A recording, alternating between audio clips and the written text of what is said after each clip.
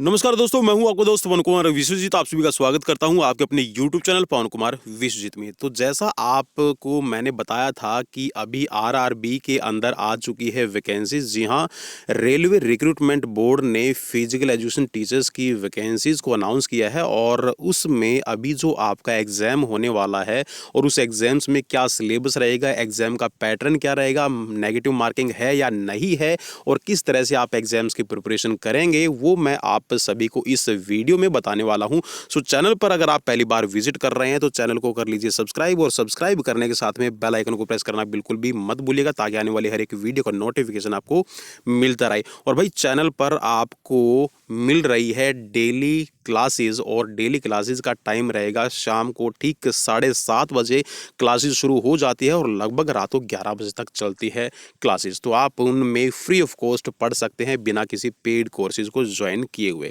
और आपको हर एक टॉपिक पे वीडियो भी मिल जाएगी। सो भाई यहाँ पर अभी जो रेलवे रिक्रूटमेंट बोर्ड ने पीटीआईज की वैकेंसीज निकाली है, फिजिकल ट्रेनिंग इंस्ट्रक्टर जिसको नाम दिया गया है, इन पदों पर जो आपका एग्जाम होगा उसका एग्जाम पैटर्न और सिलेबस जारी कर दिया गया है। तो अभी उसी से रिलेटेड हम यहाँ पर पूरी की पूरी बात करने वाले हैं। सो भाई आपका रिक्रूटमेंट प्रोसेस के अंदर एक सीबीटी एग्जाम होगा। जी हाँ, यहाँ पर सीबीटी एग्जाम आपको पास करना है और उस सीबीटी एग्जाम के साथ में आपको एक टीचिंग स्किल परफॉर्मेंस आपका जो टेस्ट है वो लिया जाएगा। जो टीचिंग स्किल टेस्ट है आप उसको एक तरह से एक इंटरव्यू समझ सकते हैं कि एक आपका इंटरव्यू होगा और उसमें किसी भी तरह का आपको डेमोस्ट्रेशंस है या फिर आपको कोई टीचिंग मेथड यूज़ करके पढ़ाना हो गया या कोई मेथडोलॉजी है उसके अकॉर्डिंग पढ़ाना है या फिर आपको कोई डेमोस्ट्रेशंस में कोई गेम की स्किल्स है वो दिखानी पड़ेगी। तो एक तरह से आप उसको इंटरव्यू ही समझ लीजिए अपना, ठीक है। और एक आपका जो सीबीटी एग्जाम होगा तो ये आपका मेन रहने वाला है। सो सीबीटी एग्जाम्स के अंदर आपको टाइमिंग क्या दी गई है वो मैं आप सभी को बता दूं। सो भाई टाइमिंग आपकी रहेगी 90 मिनट्स की। जी हाँ, आपको 90 मिनट के अंदर है 100 क्वेश्चंस सॉल्व करने हैं और जो फिजिकल विद डिसेबल्ड पर्सन है उनको 120 मिनट दिए गए हैं इन क्वेश्चंस को सॉल्व करने के लिए। तो भाई आपको याद रखना है कि फिजिकल एजुकेशन की जो पोस्ट निकली इसमें हैंडीकैप्ड के लिए कोई भी पोस्ट नहीं है। तो यहाँ पर भाई आपका 90 मिनट के लिए आपको टाइम मिलेगा और उस 90 मिनट के टाइम के अंदर आपको 100 क्वेश्चन सॉल्व करने हैं। अब इसके अंदर आपका जो सिलेबस क्या रहेगा वो हम यहाँ पर देख लेते हैं, मतलब जो एग्जाम का पैटर्न रहेगा।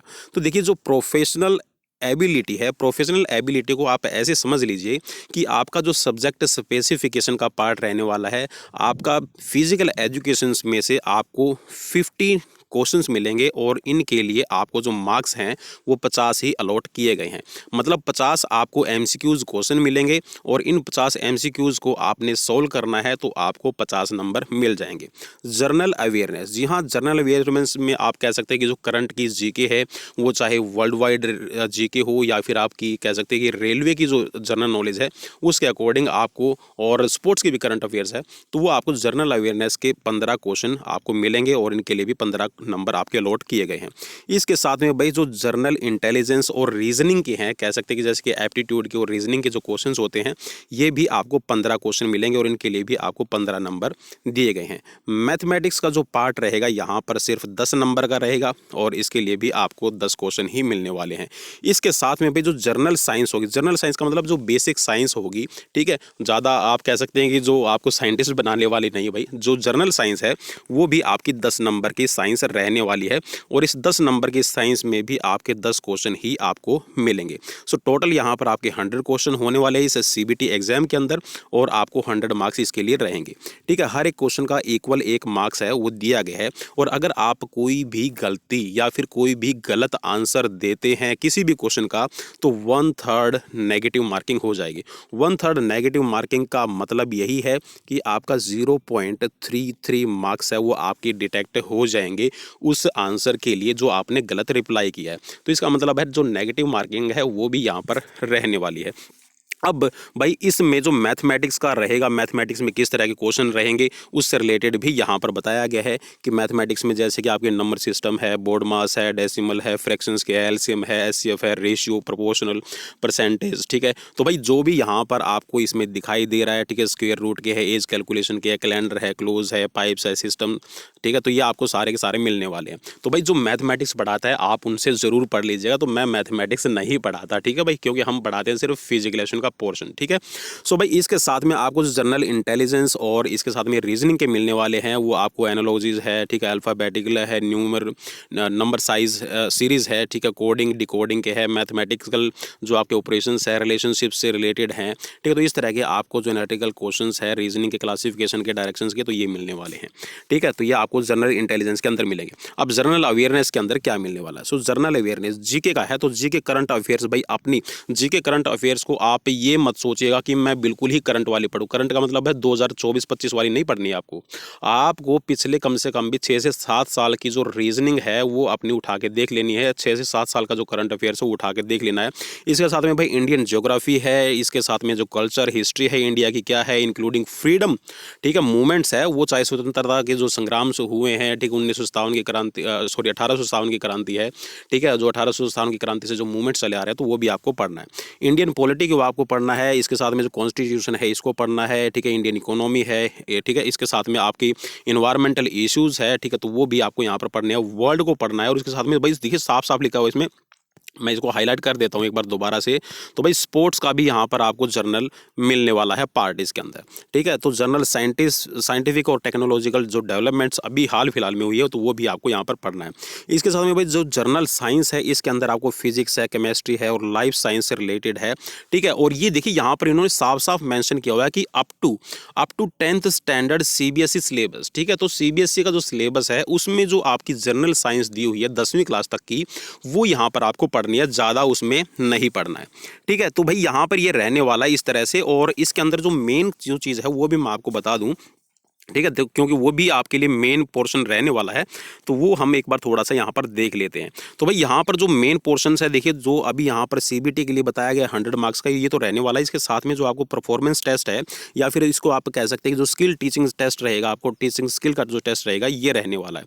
तो भाई यहाँ पर जो चाहे पीजीटी हो, चाहे टीजीटी हो या फिर चाहे अपना फिजिकल ट्रेनिंग इंस्ट्रक्टर हो, इनका जो रिटन एग्जाम होगा, जो सीबीटी टेस्ट जिसको नाम दिया गया है, और इसके साथ में जो टीचिंग स्किल रहेगा, इसका जो रेशियो रहेगा आपकी मेरिट बनाने के लिए, ये 85:15 रहने वाला है। मतलब आप ये कह सकते हैं कि जो 100 मार्क्स आपको यहाँ पर मिलने वाले हैं सीबीटी एग्जाम के अंदर, तो इसमें से आपको 85 नंबर की वेटेज मिलेगी, ठीक है। और 15 नंबर की जो वेटेज है वो आपके रहेगी इस टीचिंग स्किल की। और टीचिंग स्किल में भी देखिए यहाँ पर इन्होंने बताया है कि जो 15 नंबर का, एक तरह से आप कह सकते हैं कि 85 नंबर का आपका हो गया है सीबीटी, और 15 नंबर आपको मिलने वाले हैं ये अपने टीचिंग स्किल के लिए। सो जो टीचिंग स्किल टेस्ट होगा भाई, इसके लिए जो आपका टोटल, ठीक है, आपको 15 से 30 मिनट का आपका कह सकते हैं कि जो टीचिंग स्किल्स के लिए जो टाइम मिलने वाला है, एक तरह से कह सकते हैं कि 15 से 20 मिनट का आपका इंटरव्यू होगा।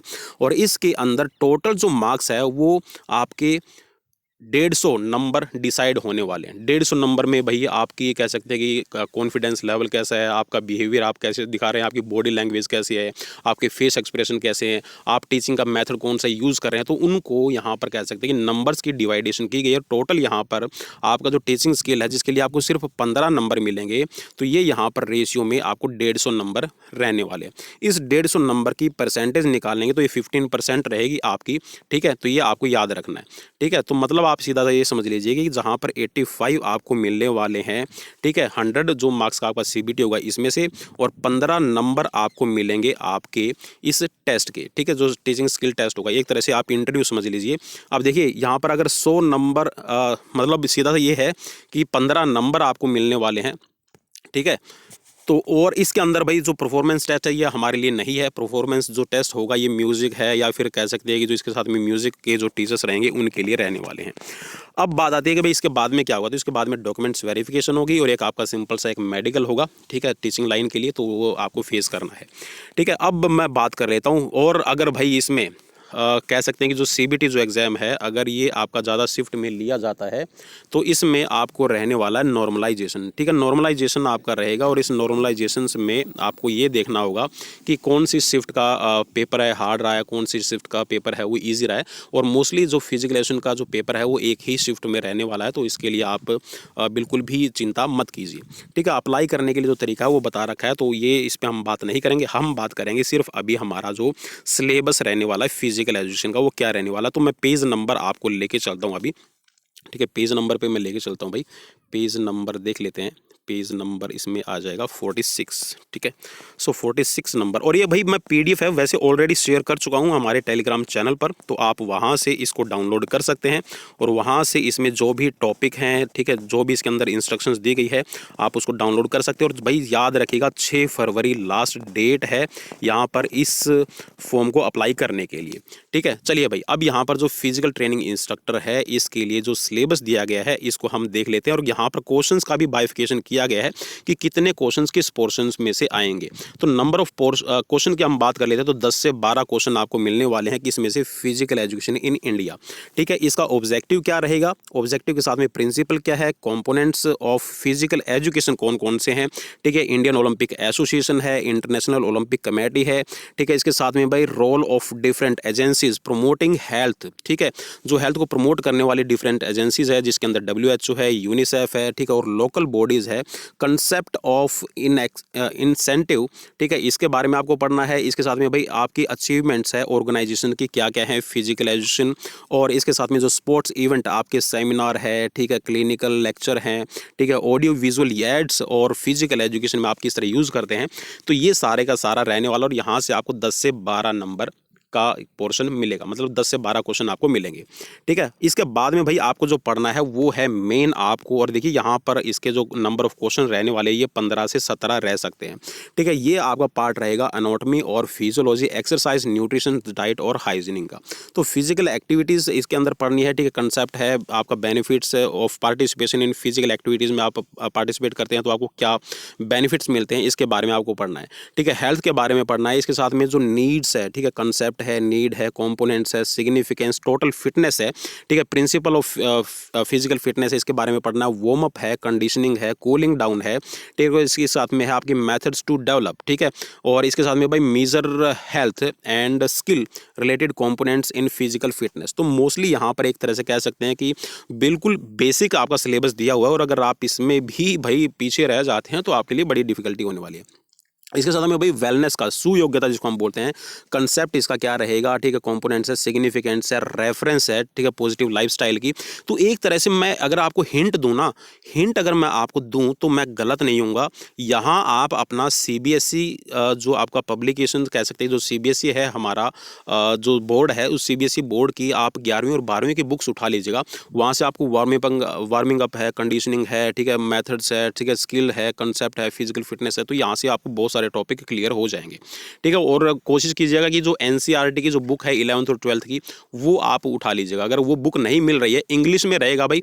और कुछ बच्चे मुझसे ये पूछ रहे थे कि सर इंग्लिश मीडियम में यहाँ पर ये मांगा गया है कि फिजिकल एजुकेशन के जो टीचर्स होंगे वो इंग्लिश मीडियम के लिए मांगे गए हैं, तो क्या इंग्लिश मीडियम में ही पेपर होगा? सो भाई मोस्ट प्रोबेबली का मतलब है कि 99.99% आपका जो पेपर है वो इंग्लिश मीडियम में ही होगा, क्योंकि यहाँ पर इंग्लिश मीडियम के लिए ही आपके फिजिकल एजुकेशन टीचर्स की डिमांड की गई है, ठीक है। आपने चाहे BPED है वो हिंदी मीडियम में पढ़ाओ या इंग्लिश मीडियम में पढ़ाओ, इस डजेंट मैटर, ठीक है। पूरी वीडियो जरूर देखिएगा, तभी आपको समझ में आएगा कि मैं क्या बोल रहा हूँ क्या नहीं बोल रहा हूँ। आप बीच बीच में फिर वीडियो देखेंगे और फिर मुझसे क्वेश्चन पूछना शुरू कर देते हैं कमेंट में, ठीक है। तो भाई इसका अभी आपने ध्यान में रखना है। इसके साथ में भाई एनर्जी एक्टिविटीज़ है, इसका पार्ट रहेगा कि कैलोरीज है, कैसे इनटेक होती है, ठीक है, एक्सपेंडिचर कितना होगा, इसके साथ में एनर्जी का बैलेंस है, इक्वेशंस है, ठीक है, और इसके साथ में role of personal hygiene, mental hygiene का है, ठीक है, स्लीप हाइजीनिंग का है, ठीक है, इसके साथ में अभी ऑक्यूपेशनल हाइजीनिंग है, ठीक है, फिजिकल एजुकेशन और स्पोर्ट्स में। तो यहाँ पर इसमें से भी आपके क्वेश्चन रहने वाले हैं, और क्वेश्चन की जो यहाँ पर अमाउंट रहेगी टोटल,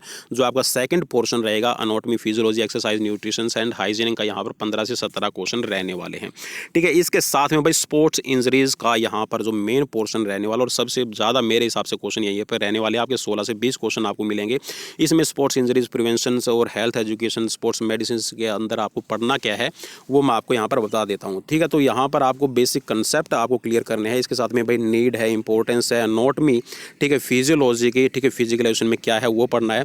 इसके साथ में भाई डेफिनेशंस, ठीक है, और इसके साथ में आपको descriptions of cell, muscle tissues organs, ठीक है, तो ये आपको पढ़ना है, सिस्टम पढ़ना है। इसके साथ में भाई ब्रीफ आपको इंट्रोडक्शन है स्केलेटन सिस्टम की, ये भी यहाँ पर पढ़ना है। मस्कुलर सिस्टम है, ठीक है, इसके साथ में भाई आपको पढ़ना है सर्कुलेटरी सिस्टम है, रेस्पिरेटरी सिस्टम है, डाइजेस्टिव सिस्टम है। तो भाई एक तरह से आप ये कह सकते हैं कि बिल्कुल सारे का सारा आपको बॉडी स्ट्रक्चर के बारे में पढ़ना है, एंडोक्राइन एक्सोक्राइन ग्लैंड्स के बारे में पढ़ना है, ठीक है, physiological factor affecting development of physical fitness components, ठीक है, तो क्या फिजियोलॉजिकल फैक्टर है जो अफेक्ट करते हैं आपकी फिजिकल फिटनेस कंपोनेंट्स को, उसके बारे में पढ़ना है, ठीक है, कंसेप्ट ऑफ फटीग स्टीसिस, और इसके साथ में भाई क्रैम्प आते हैं, ऑक्सीजन डेबिट क्या होता है, सेकंड विंड क्या होती है, इसके बारे में भी आपको डीपली पढ़ लेना है।